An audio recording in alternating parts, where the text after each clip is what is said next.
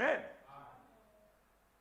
Chaque fois que papa, maman cherchent à vous mettre dans un confort, papa et maman est en train de vivre ce que la parole dit. C'est-à-dire que de prendre soin des tout petits. Et quand ils seront grands, amen, ils s'en souviendront. Ces souvenirs, ce n'est pas dire, ah oui, je me rappelle, papa nous emmenait au McDo. Je me rappelle. Non, non. Ces souvenirs, c'est aussi redonner automatiquement tous les soins que les parents vous ont donnés. Celui qui ne fait pas ça, c'est un égoïste. Les 9 autres et le prêt là. Pourquoi on ne le voit pas?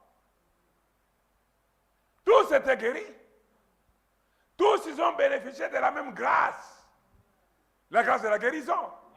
Mais arrivé au moment, quand ils se voient guéris, ils disparaissent.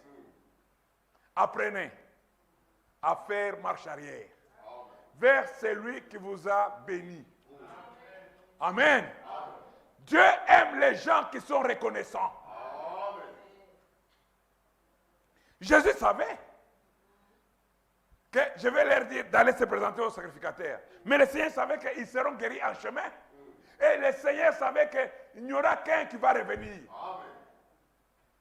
Qu'avons-nous que nous n'avons pas réussi? Soyons reconnaissants. Vous dites Amen? Nous devons être reconnaissants.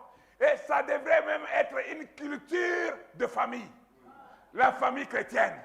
La famille biologique. Savoir dire merci.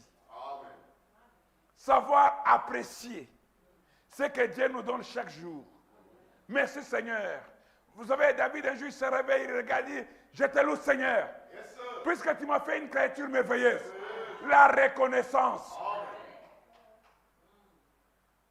Merci Seigneur, je me suis levé en bonne santé. La reconnaissance.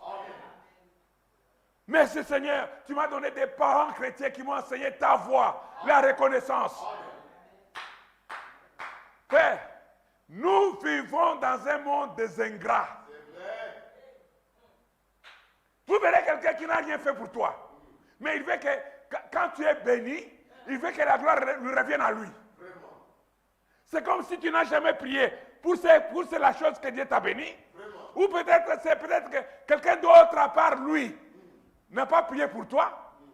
Ça c'est l'égocentrisme. Ça c'est l'égoïsme. Mais la gratitude veut reconnaître que tous les bienfaits qui m'arrivent dans la vie, l'auteur principal, c'est le Seigneur Jésus-Christ. Amen. C'est très important. Très important d'apprécier les parents que Dieu t'a donnés. Très important d'apprécier les frères que Dieu t'a donnés.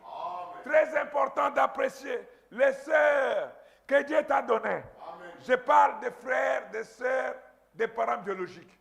C'est aussi très important de pouvoir apprécier la communauté chrétienne dans laquelle vous évoluez. Être reconnaissant. Combien de gens se meurent? Combien de gens sont sans Christ? Combien de gens n'ont même pas l'éducation chrétienne? Amen. J'ai regardé dans le dictionnaire. La gratitude, c'est un sentiment affectueux que l'on éprouve envers quelqu'un dont on est l'obligé. Pas dont on est obligé. Dont on est l'obligé. Oui. Tous comme nous sommes ici, nous sommes les obligés du Seigneur Jésus-Christ. Il nous a aimés quand on n'était pas aimable. Il nous a sauvés quand on ne pensait même pas ce que c'est le salut. Et il nous a donné la vie éternelle pendant qu'on n'y pensait même pas. Nous sommes ses obligés. Nous sommes les obligés du Seigneur.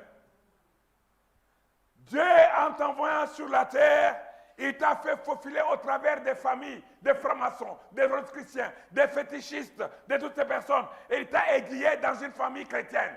Tu es un obligé du Seigneur. Russell dit Amen. Nous sommes les obligés du Seigneur. Même les souffles de... Vous savez, l'homme est tellement mauvais que s'il pouvait même nous taxer l'air qu'on respire, l'homme peut le faire. Mais Dieu a donné l'air, l'oxygène, gratuitement. Il nous a donné l'eau gratuitement. Il nous a donné la plus grande chose qu'un être humain désire dans sa vie. La liberté en Christ. Gratuitement. On est des hommes libres. Puisque la Bible me dit que quand Christ vous a franchi, vous devenez réellement libre. Quand rien ne domine sur toi.